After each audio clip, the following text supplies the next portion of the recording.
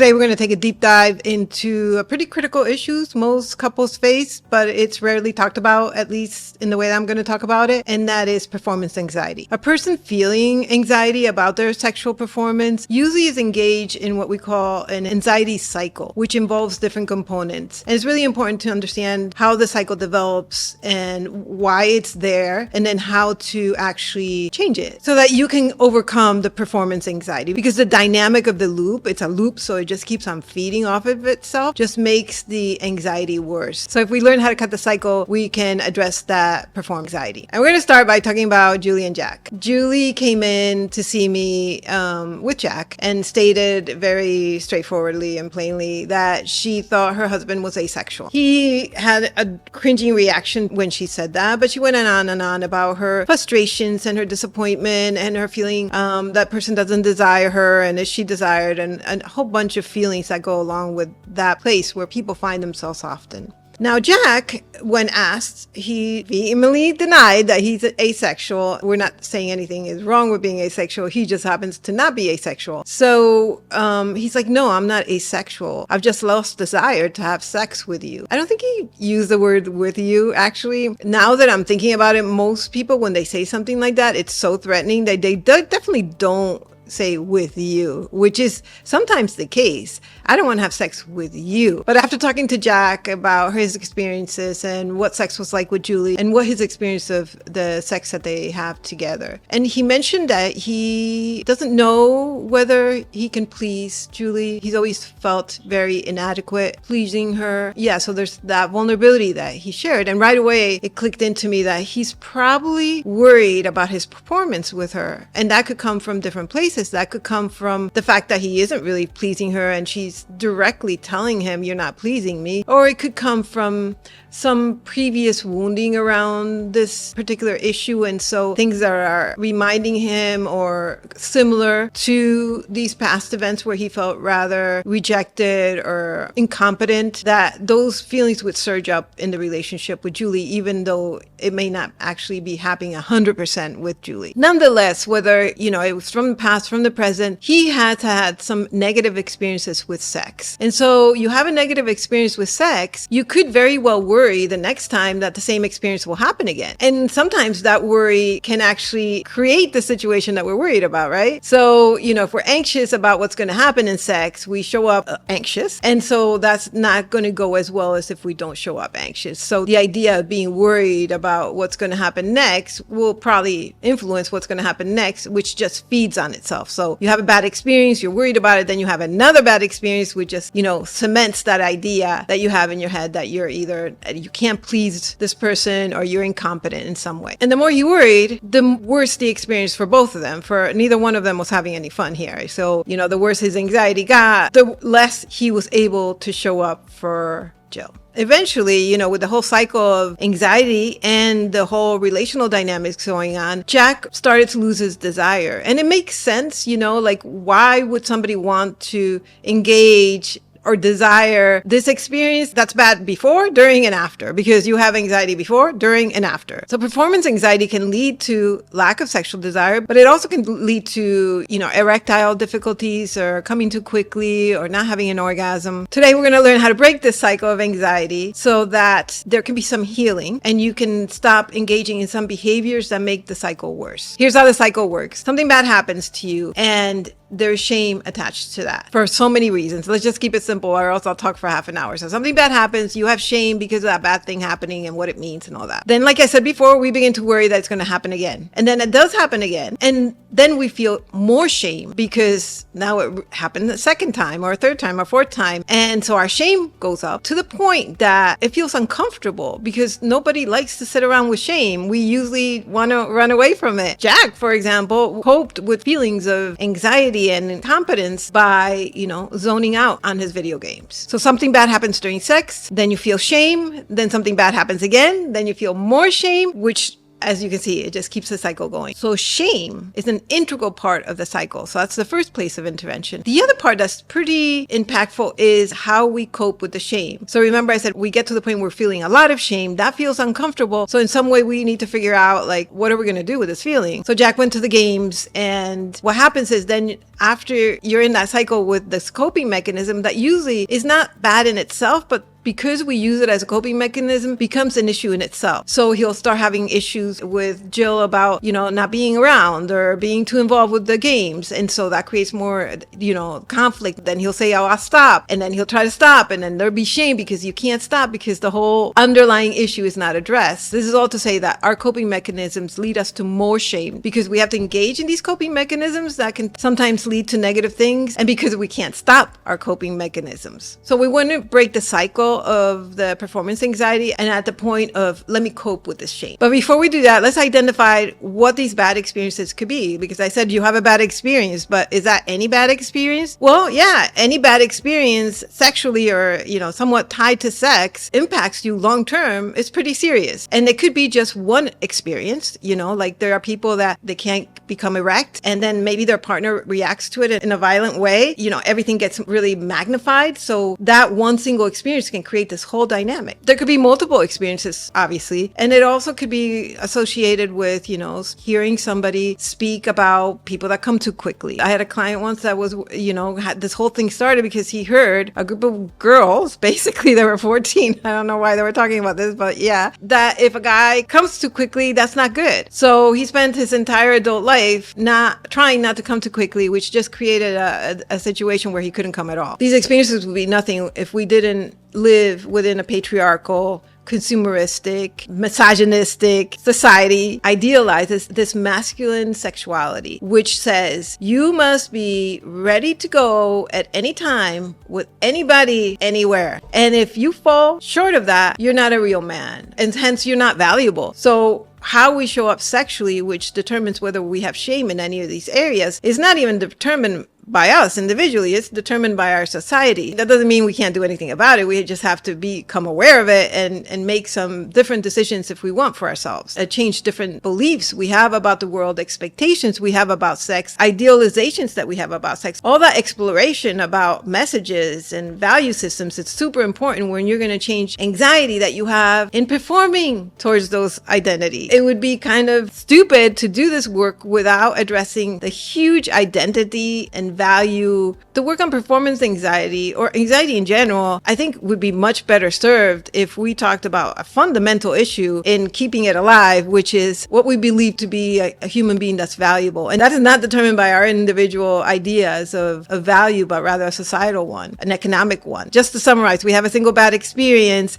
within a structure that makes us feel shame, and that leads us to having this performance anxiety. The other way we can have performance anxiety is by trauma. If we have a trauma with a particular aspect of sex or the whole entire thing about sex, we're going to be super anxious about how competent we are in that area too, because when we have sexual abuse, one of the more hidden aspects of this is that sex becomes sort of like a stamp of identity, whether it's that my worth is sexual or whether it's that I want to reproduce this sexual experience so that I have more power over it, or it's that I'm trying to resolve some issues around sex. But the point being is we have sexual trauma no matter whether we're in a particular structure or not. And that could definitely determine our performance anxiety. The other thing that can cause our performance anxiety, which many of you probably relate to, is issues with maintaining or having an erection. That is a single experience, but if you have multiple experiences in this area, that's definitely going to affect it. Okay, now we go to how to break the cycle. Let's start with the shame. How do you get out of the shame? First, you got to be aware of it. You got to be aware of it like, oh, when I do this, I feel shame. Awareness is key. And then you want to say, oh, and when I feel shame, I go and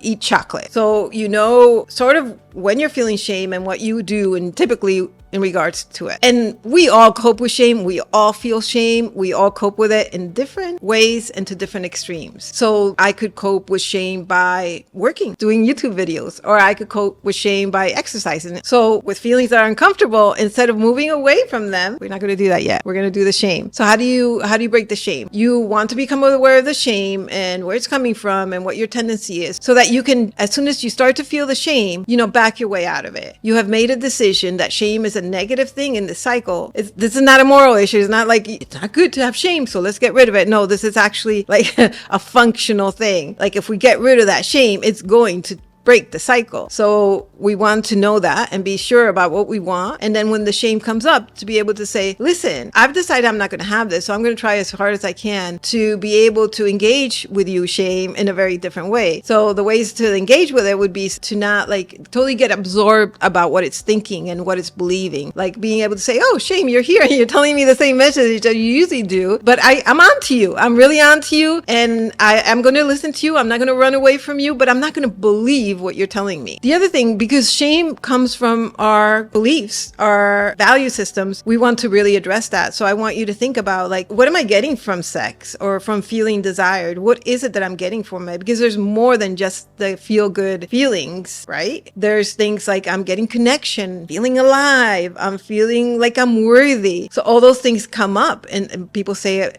to different extents, obviously. So you want to ask, like, let's say if it's like, oh, I feel energized, I feel alive when I have sex. Totally. I mean, that's one of the best things about sex. And there's a point where it goes dysfunctional. And so you want to ask yourself, where am I in that continuum? Am I at this point where my value system around sex is so tightly wound around this idea that I am only valuable if I'm this way sexually? No, that's a lot of pressure to be placed on one particular area. So if you're not doing well sexually, or you're not having enough sex, or you're not feeling desired, then suddenly your world is crumbling around you. You have nothing else to grab onto. There is no new North Star. Sex has always been that one. And so when it's gone, then you feel lost, you feel depressed, you feel hopeless. And that's definitely, first of all, a very bad place to be, and definitely not conducive to where you want to go. So instead, think about like, okay, well, what do I want sex to be about? What is it really about for me? Can I move from being, like this person that needs to be hard all the time and have penetrative orgasmic sex all the time to somebody that's a little bit more flexible, which will actually make you a better lover anyway. So to be able to say, listen, if my penis shows up for the party, fine. If it doesn't, fine as well, because I can still have fun. I can still have fun no matter whether this particular idea or element shows up for the party. And that reduces pressure right away from the anxiety, which can also help significantly with a cycle. But if you're engaging in a new value system, no longer are you going to feel shame, because you're going to be more aligned with that value system. The other thing that can work with the shame is just take the struggle off the table. Like if your struggle is orgasm, take it off the table. If your struggle is getting hard, take it off the table. Try for a few months of doing everything else but the thing that you're struggling with. What that does is that it like breathes some fresh air into the whole situation. It gives it a lot of positivity where it's been connected to a lot of negativity previously. So the positivity helps. It also helps in the feeling of confidence. Like, oh, without this thing that's causing me all this anxiety, I can really move forward and enjoy and be present with my partner. When the shame comes up, talk about it. If you talk about it, it makes it partly go away. It's not everything, but it really helps. The other thing that's super important is to address your partner's expectations as well, and her value system or his value system or their value system, because they need to soften up in this area too. If you're met with disappointment and criticism, I'm not saying that partner shouldn't be feeling it. They probably have years of feeling frustrated. So it makes sense that they're feeling like this, but it doesn't help the situation. So if your partner's being super negative, or I've heard partners say, well, I don't want anything but penetrative sex. So that leaves the other person, like with their back against the wall. What can they do in that situation? And talk about pressure. You also want to stop the sex when you're anxious. You want your body to trust you. You want your body to trust that you're not going to put it into situations of high distress. And it really doesn't help. It doesn't turn out good anyway. So if you're feeling highly anxious and you go through and you push through, usually you show up kind of weird. And then the whole dynamic of I'm disappointed, I'll do better, but I can't take it anymore. I'm so disappointed, So first of all, it doesn't end up in anything good for you to push through it. And second of all, it doesn't help with your healing process. So later on, you can play around with like, okay, I'm feeling a little anxious, but I can go through. But right now, your body needs to trust you. That's how you stop the shame. That's where you interrupt the shame when it comes up in the cycle. The other point of intervention is your coping skills. And this is not fun because when you're coping, doing your favorite thing that makes you forget about the world, it is quite disturbing to think that you have to give that up. Because some people say, well, why would I even live? I go through my whole day of shit. I get home and the thing that I want more than anything is my few beers at night. You're going to take that? So how am I going to deal with my shitty day then? Like, and beyond that, you know, that piece of your world could be the place where you feel safe, the place where you feel relaxed. And so it's a huge contrast and a necessary one in comparison to the anxiety you're feeling. So it makes sense, but it's not helping because the more you engage in those coping mechanisms, the farther away you are from healing and the worse you make the shame that makes the wound. So it's time to kind of like face the fact that this coping mechanism for shame is not working and that it needs to change. So if you're coping with alcohol, that needs to change. If you're coping with work, that needs to change. In some way, resist the urge to engage in those behaviors when you feel shame. And the other way you can find out too, whether you're in the shame cycle is, are you engaging in your coping behaviors? Because you will find those are. And like, let's say my coping behavior is work. I find myself pedal to the gas with work for a really long time. Then I'm probably going to think about what's going on with me. Am I feeling any shame about myself? Is there a psychological component to me doing this? And if the answer is yes, next time I have this urge to go work, I'll try to stop myself. And this is a practice, you know, it's really hard to get this perfectly if, you know, especially if these coping skills are part of what keeps us alive, like food, sex, work. We can't go cold turkey with that. So it is a process of like, okay, now I feel an urge to go work, or I'm working really hard right now. Let me move into a different space because it's actually what works. It's not that I should or that my therapist said this is the best way to be a human being is to be in this space. No, it's actually because it doesn't work. So if you want to break the cycle of anxiety, whether it's about sex or anything, address the shame and address your coping mechanisms and everything will be fine. If you want to break the cycle of anxiety, whether it's performance or anything else in life, address the shame and address your coping mechanisms.